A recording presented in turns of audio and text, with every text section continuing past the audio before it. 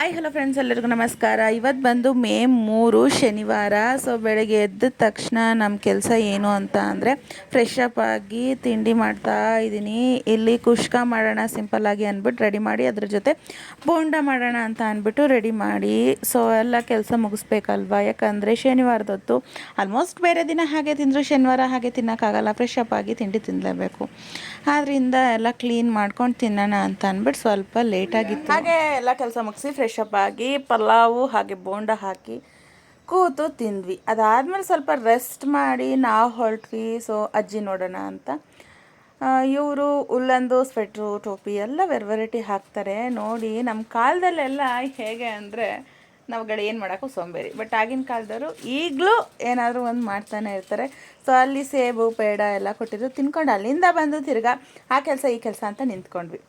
ನಮ್ಮ ಪುಟಾಣಿ ಪಾಪು ಕಾಲು ಕೈ ಫೀಟ್ ಪ್ರಿಂಟ್ ಮಾಡೋಣ ಅಂತ ಅಂದ್ಬಿಟ್ಟು ಸೊ ಅದನ್ನು ರೆಡಿ ಮಾಡ್ತಾ ಇದ್ದೀವಿ. ನೋಡೋಣ, ಯೂಟ್ಯೂಬ್ಗಾದರೆ ಹಾಕೋಣ, ಆ ವ್ಲಾಗಲ್ಲಿ ಹಾಕೋಣ ಅಂತ ಅಂದ್ಬಿಟ್ಟು ರೆಡಿ ಮಾಡ್ತಾ ಇದ್ದೀವಿ. ಹೇಗೋ ಮಾಡಿದ್ವಿ, ಚೆನ್ನಾಗಿ ಬಂತು. ಮುಂದಿನ ವ್ಲಾಗಲ್ಲಿ ತಿಳಿಸ್ತೀನಿ. ಹಾಗೆ ಸ್ವಲ್ಪ ಗಿಣ್ಣು ಇಡ್ಲಿ ಮಾಡೋಣ ಅಂತ ಅಂದ್ಬಿಟ್ಟು ಅದನ್ನು ನೆನೆ ಹಾಕ್ತಿದ್ದೀನಿ. ಅದ್ರ ಜೊತೆಗೆ ಏನು ಅಂದರೆ ನಮ್ಮ ಮನೆಯವರು ಅನಾನಸ್ ಕಟ್ ಮಾಡ್ತಿದ್ದಾರೆ, ನಮ್ಮಮ್ಮ ಸೊಪ್ಪು ಬಿಡಿಸ್ತಾ ಇದ್ದೆ. ಸೊ ಎಲ್ಲ ರೆಡಿ ಮಾಡ್ತಾ ಇದ್ದೀವಿ. ಒಬ್ಬೊಬ್ಬರು ಒಂದೊಂದು ಕೆಲಸ ಈ ಥರ ಅದು ಇದು ಅಂತ ಅಂದ್ಕೊಂಡು. ನನ್ನ ತಂಗಿ ಪ್ರೆಗ್ನೆಂಟಲ್ಲಿ ಇದ್ದಾಗ ಅವಳಿಗೆ ಸೋರೆಕಾಯಿ ಕೈಮಾ ಮಾಡಿಕೊಟ್ಟಿರ್ಲಿಲ್ಲ. ಇವಾಗ ಮಾಡೋಣ ಇವಾಗ ಅಂತ ಅಂದ್ಬಿಟ್ಟು ಅವಳಿಗೆ ಮಾಡಿಕೊಡ್ತಾ ಇದ್ದೀನಿ. ಅದಕ್ಕೆ ಸೋರೆಕಾಯಿನ ತುರಿತಾ ಇದ್ದೀನಿ. ಆಲ್ರೆಡಿ ಯೂಟ್ಯೂಬಲ್ಲಿ ಸೋರೆಕಾಯಿ ಕೈಮಾ ವೀಡಿಯೋ ಹಾಕಿದ್ದೀನಿ, ಈ ರೀತಿ ಬಂದಿದೆ. ಸೊ ನಾವು ವೆಜ್ ಆಗಿರೋದ್ರಿಂದ ಅದು ಇದು ವೆರೈಟಿ ಅಡುಗೆ ವೆರೈಟಿ ಮಾಡಬಹುದು. ನನ್ನ ಪ್ರಕಾರ ತುಂಬ ಟೇಸ್ಟಾಗಿ ಬಂದಿತ್ತು. ಎಲ್ಲ ರೆಡಿ ಮಾಡಿ ಇಟ್ಟಿದ್ದೀನಿ.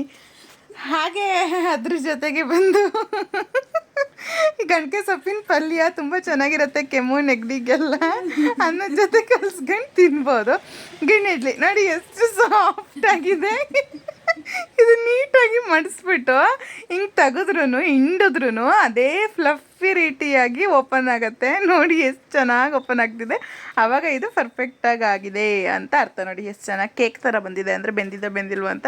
ಸೊ ನನ್ನ ತಂಗಿ ನಾನು ಕುತ್ಕೊಂಡು ಮಾತಾಡ್ಕೊಂಡು ನಕ್ಕೊಂಡು ಇವತ್ತಿನ ದಿನನ ಎಂಜಾಯ್ ಮಾಡಿ ಮುಗಿಸಿದ್ದೀವಿ. ನಾಳೆ ಸಿಗ್ತೀವಿ, ಯಾಕಂದರೆ ಈ ವಾಯ್ಸ್ ಕೊಡೋದಕ್ಕೂ ಸಹ ನಗು. ಓಕೆ, ಬಾಯ್.